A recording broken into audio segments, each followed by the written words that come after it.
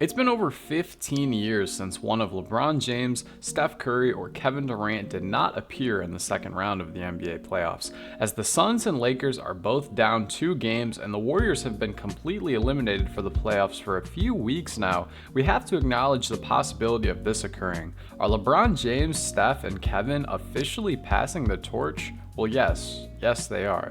That doesn't mean that these three are washed or retiring tomorrow by any means. It just means their days of reigning terror over the league in the postseason might be over, and we're going to discuss that in today's video. Before we do, guys, I just want to say thanks so much for the support on the channel recently. I just started uploading shorts and reels on Instagram, so if you do enjoy short form content, you should give it a try, and you should also consider hitting that subscribe button as we are on the road to 3,000 subscribers, and we are uploading very consistently through the postseason.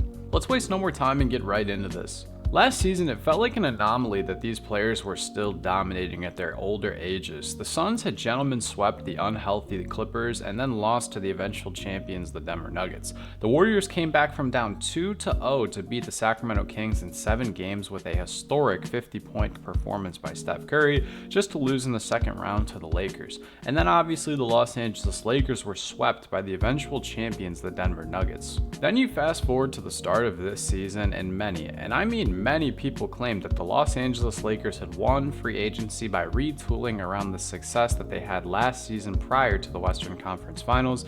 If you guys remember the last couple years, people in the Los Angeles fan base were constantly saying, we don't want Mitchell, we don't want Bradley Beal, we don't want Trae Young, we don't want Russell Westbrook, we don't want another superstar, we want depth, we want great bench pieces, we don't want to move things too fast. So what did they do? They re-signed Rui, they re-signed D'Lo, they still had Vando, they re-signed Austin Reeves. They kept their depth and tried to add to it. Cam Reddish was a great trade for them. Obviously, if he was healthy, it would be amazing for them to have. Then you have others who claimed that the Warriors cut out a locker room problem and cancer, and that they retooled their team appropriately to go back into a win now mode and just get rid of Jordan Poole with the Draymond Green antics.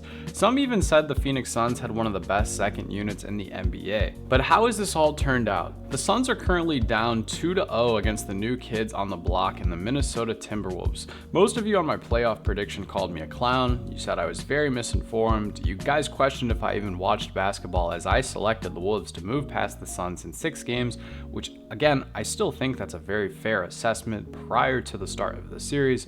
As the series is aging, it's proving to be a little more fair of an assessment.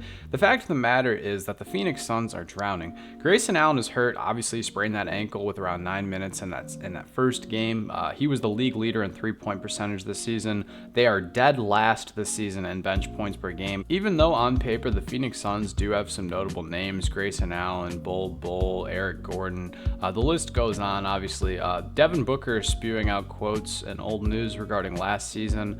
Someone had asked him, are the Phoenix Suns worried? Are you guys worried where you stand? And they said no. The Clippers had beaten us first game last year, and then we won 4 in a row. We're fine. Kawhi Leonard was hurt. Paul George was hurt. That's not the same. Though that Clippers team, when you guys were the 4 and 5, that is nowhere near the same as the fully healthy, pretty much fully kitted, ready to go Timberwolves that are much younger than the Clippers, might I add. Russell Westbrook was the best player on the Clippers last season with Kawhi and Paul down and Norman Powell. That's neither here nor there. Frank Vogel, in my eyes, is not a true championship head coach, and Kevin Durant not being the best player on the floor in the second playoff series in a row, it's got to feel weird. Nikola Jokic was the best player in the second round, and then this round, you would argue Anthony Edwards is greater than Kevin Durant. And then you go to Los Angeles. The Lakers, they're down 0-2, just like the Suns. They are not sharing the greatest body language during the game and following the game.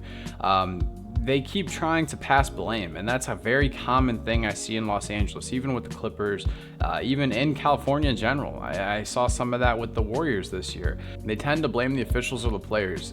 You have to wake up, LeBron. You missed that wide open 3-point shot to give you the lead. You, the Lakers, Darvin Ham, you gave up a 20-point lead in the third quarter, not the refs. One quote-unquote smack to the face to D'Angelo Russell does not dictate the entire game. Everything went right in game 2 for the Lakers, and they still lost. And do I even want to talk about Golden State? They were eliminated from the postseason following a loss to the Kings in the play-in. They had some minor successful moments. They put together a 7 or 8 win streak before All-Star break. After All-Star break, they were kind of solid. Obviously, then they had gotten in that trouble where are the Rockets going to overtake our play-in spot as the 10 seed? Obviously, that didn't happen. Klay Thompson, he's an unrestricted free agent going forward. Dre and Steph, they seem to be half committed. That's what we hear from Draymond's podcast. Oftentimes, realistically, people are questioning the entire front office. Since Bob Myers has left, it hasn't been the same. People can't pinpoint whether Kerr is a great coach or not. It seems like he's trying to roll everything off his shoulder and not take any accountability. The bright side in all of this, guys, is yes, on paper, these teams, the Suns, the Lakers, and the Warriors, they are not going to be championship contenders next year. However, injuries happen. It's part of the game. If they get favorable matchups, they can win. I think about what Draymond Green said frequently when he says, hey, we were not supposed to win that championship when we beat the Celtics following the KD trade. It was not, 2021. I don't know how that happened. You got to back it up. People in the Western Conference were hurt. Kawhi Leonard was not playing for the Los Angeles Clippers, which obviously dealt very, very favorable things in your hand. And seeding, it's a really big part of it as well. Seeding and injury. If they can get the proper matchups where they have some experience over a younger team that's maybe banged up, I'm not saying it's out of the realm of possibilities that they could, win anything at all. But as of right now, I think it's time the Legends are officially passing the torch. What do you guys make of this video? What do you make of this entire concept? Let me know in the comments below. If you made it this far, I appreciate your support as always. Hope you all have a great rest of your day. Stay happy, healthy, and blessed. Peace.